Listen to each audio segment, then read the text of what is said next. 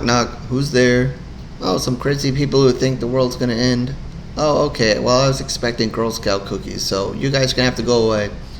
We're not gonna go away. Okay. Well, almost a plot, but not totally. But first, before we get into that, let's see what the IMDb plot has to say.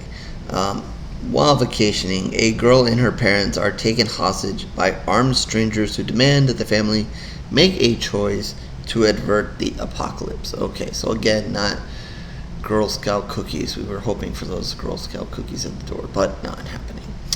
Um, yeah, okay, so this one is M. Night. So it's 50-50. It just seems like it's always 50-50 with him. He definitely takes on some strange movies with total weirdness throughout the movie, and then a big ending which you either like, oh, okay, I can go with that, or what the hell did I just watch for an hour and a half. And, credit to him for continuing to do these I don't know, just out there kind of movies. I don't know what you want to expect. But, he's still doing it, and people are still watching, and this is the way to go. He's done, in my mind, some really, really good movies, and like I said, some just really bizarre movies that, to me, just gone down in flames. I don't know. But, here's another one, and you see his name attached, so we're going to watch it and see what happens. And this one is based on a book that, if you know my reviews, you know that more than likely I didn't read the book, and no, I didn't read this book, so I don't know what happened in the book, differences between the book and the movie, and then that. So if you're kind of looking for a review to make a comparison of the book and what actually happens in this movie, this is not it. I have no idea what's in the book, or what happens, or how closely he follows or doesn't follow the story in the book. I saw some tweets and so forth about it, but I can't compare. I didn't read the book, so I have no idea, and I don't know how true these people are and what they read and what they saw in the movie, and vice versa. So this is just a review based on what I saw, and maybe some of my reaction to what I know about his, some of his other movies, like I said. But, let's talk a little bit about what happens in this movie before we get into it.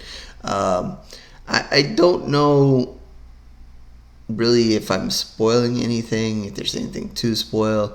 I'm going to throw a spoiler out there just because, it's a new movie or whatever, and I kind of do want to comment on how this movie ends and so forth. So if you haven't seen this movie and you don't want to know how it ends, I'm more than likely going to mention how it ends, just because I don't know. Just because of the way it unfolds here, and where it's headed. I don't know, but beware that I might give it away. I haven't decided completely yet, but be wary of that. So you have a little girl outside this cabin, having a good time, playing with the grasshoppers, playing in the grass there, doing her thing, and then I Am Groot comes walking up to her. Okay, not Groot, but, Bautista, big giant guy, comes up to her, and of course, that's intimidating as itself. I mean, I would think that if I was playing out there and I saw him coming out of the woods, I probably would have started walking away a lot sooner. But give her some credit. She's a little girl. She's there playing, and, she looks at him, with caution and so forth. But he, starts talking to her, kind of gets in her good graces there, and kind of knows his in way to kind of, wiggle his way in with her and to keep her at ease, until she's not, until she's, he eventually starts talking about some strange stuff, and, that kind of chime goes off in her head, and she runs to the house. and tells her two dads. Okay, so we have two dads here. Um, that hey, we need to lock up this house because there are some crazy people that are about to come knock on this door. And they're like, okay, they're not really sure what to make of it, but they kind of lock the door and so forth, and kind of peek outside, and then before you know it, there is a knock at the cabin, and these people insist on, hey, you have to let us in, and they're like, no, we're just not gonna do that, and Bautista's there. There's two women with him and another guy, and yeah, I'm gonna call him Bautista the entire time, even though his character has another name. um, uh, he's kind of leading the way, kind of saying, why they need to come in. The other two women are, just trying to hold their patience or whatever. But then the other guy that's with them is a little more aggressive and mean and so forth, which is not helping. And the little girl and the two fathers run around the house, lock all the other doors, lock the windows, maybe try to find some weapons. The one father says he left he has a gun, but he left it in the car. Yeah, it's basically useless, and they try to seal up the house the best they can, but um, if they didn't get in, there would be nowhere for this movie to go. So yeah, they're gonna get into the house, and a scuffle is gonna ensue and so forth. But at the end of the day, the two fathers end up tied to chairs. One of them got a little injured in the scuffle, and then the other. And then the four of them, mostly led by Bautista, is going to basically tell them that they have a tough choice to make, but the fate of the world is in their hands, basically. That the apocalypse is happening, or is going to happen, and only they can stop it. And the only way they can stop it is by one of them having to kill the other one. I'm going to say that maybe they could have killed the girl too, but I'm not 100% sure. I don't remember. The focus for me didn't seem to be on it, or even realistic that either of them would kill the girl, so I don't know. I don't know if killing the girl was an option. I don't remember. But at the end of the day, it's basically, will one father kill the other in order to save the world? Of course, four people come to your home, cabin, or whatever, and tell you this, you're going to think they're nuts, they're out of their mind. And there's no way you're going to kill your partner because four assholes have shown up at your door just saying the world is going to end. Like I said, Bautista, as big as he is, he tries to, he's a very calming influence in the movie. Like, he's not, just because he's big doesn't mean he's the aggressive one. The other guy in this situation is a little more aggressive and angry and so forth. The two women, one's a little more aggressive than the other, but, they're kind of willing to mix it up if they have to. But one was kind of a nurse. The other one, I forgot what she was. They do explain, as the movie goes on, you're going to learn a little bit more about who these people are and so forth, a little bit about their background. And so you're going to learn some things about them and why they're there. Basically, why they're there is each of them have had visions of the world ending. And when you put all their visions together, it kind of is an apocalyptic situation. And all of them have been told to basically come together and come to this cabin and force these two fathers to make this decision. Of course, you're also going to learn about the fathers and a little bit of their background and how they got together, and a little bit about how their differences are. You're going to see that even though they are together, there are differences between them. One's a little more aggressive than the other. They view the world a little bit different. One of them's had, obviously both of them are gay, so each of them have maybe had a little bit of a different world experience and having to deal with the world being the way they are. You see one of them, get attacked, and he perceived that he got attacked because he was gay and so forth. So that kind of, he already has that on top of him. So they when they're in this situation, that's one of the things they're thinking, that this is happening because they're gay, because they have the little girl, and they're thinking that these people might not like them because of that. So there's that hesitation also, besides the fact that, hey, these are four crazy people, but maybe they just also don't like gay people. But Bautista kind of ensures them that that has nothing to do with it. It just happens to be that those two are the chosen ones. So they say that they're going to ask them the question, basically, if they're going to kill themselves, or one of them will kill the other. If they say no, then one of the four people have to die, and they have to do it themselves. So of course they ask them the first time, of course, who are these people, whatever, blah blah. One of those people gets on the floor and proceeds to kill themselves, and then they get taken away and so forth. Of course, they're freaking out. Hey, what is this? That's shocking enough as it is, and but still crazy. Then they proceed to turn on a TV, and crazy world events start happening. But it's not enough to buy into it. So then, time passes, more talk and so forth. Second person dies. More crazy world events happen. So then you're going to kind of get the gist of what's going on here. We're learning about the characters, learning about the four crazy people, learning about the two fathers. The little girl here is really smart and cute, and so forth. Obviously, the two fathers and kid are going to try to escape along the way. Obviously, it's not going to be easy. There's might be another skirmish or two, and so forth. The four people, like I said, they start killing themselves as time goes on, as they continue to say, we're not going to kill ourselves here. And there's going to be continued watch of this TV and watch different places of the world where weird stuff is happening. And it appears that the world is ending. Obviously, the movie's going to move in a dramatic way until, it becomes a serious time and a serious, it looks like we really have to make this choice and so forth. So,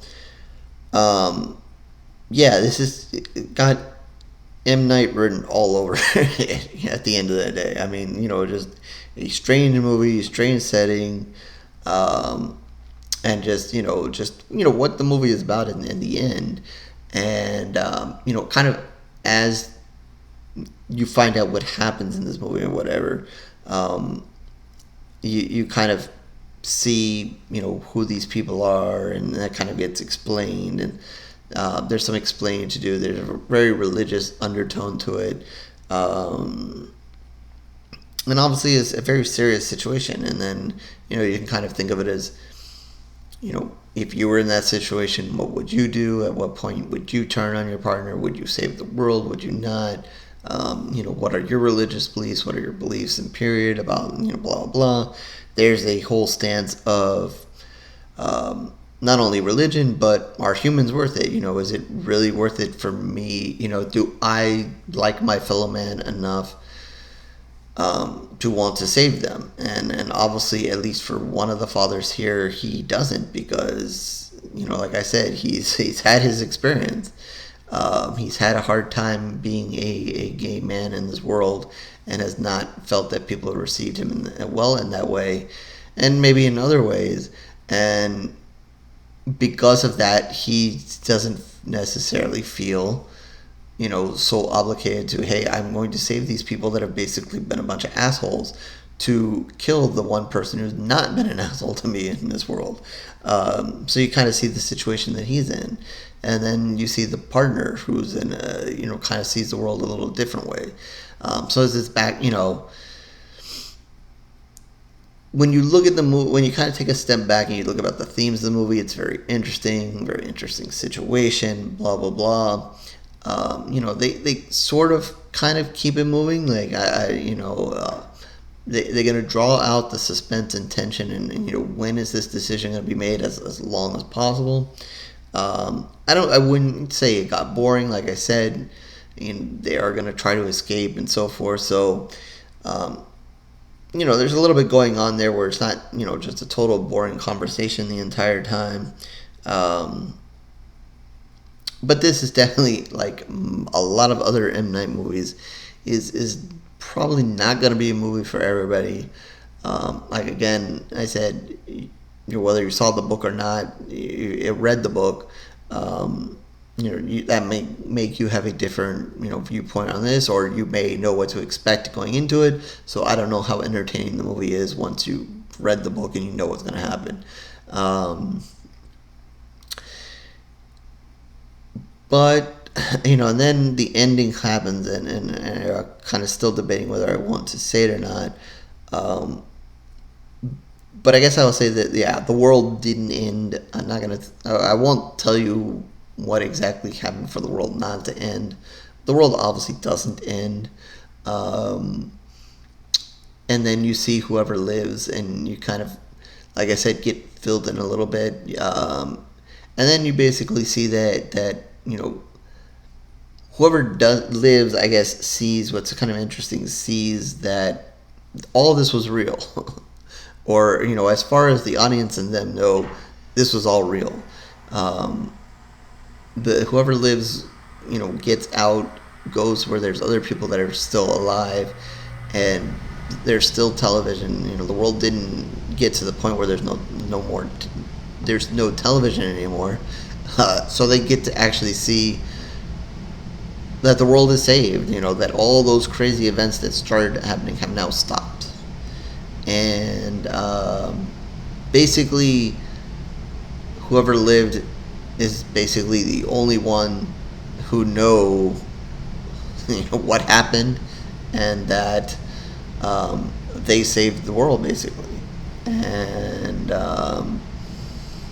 you kind of then put yourself in their shoes, and it's kind of like, where do you go from there? What are your thoughts from there, and so forth. And he kind of adds kind of a touch of humor in it at the end, in the car. I'll just say in the car.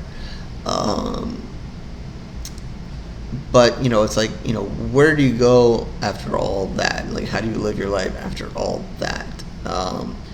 And it's not like a story you could tell anybody either. Hey, did you know I saved the world? Well, how did you save the world? Well, these 4 crazy assholes showed up and said, and then no, like, who the hell is going to believe that? So, a lot of interesting things to think about, and so forth. The themes of the movie, how the movie ended, and whatever. It's a good movie. Like I said, it might think that it would have been boring, but it wasn't.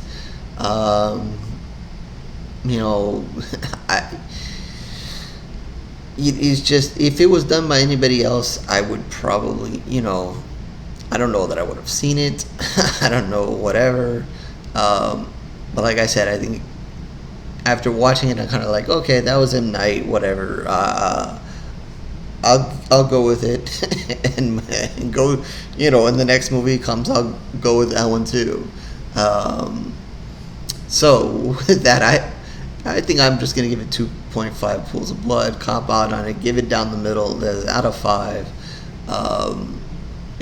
Like I said, if you're kind of interested in some of those themes, and so forth, go for it, watch it. If you missed this movie, you missed it, whatever.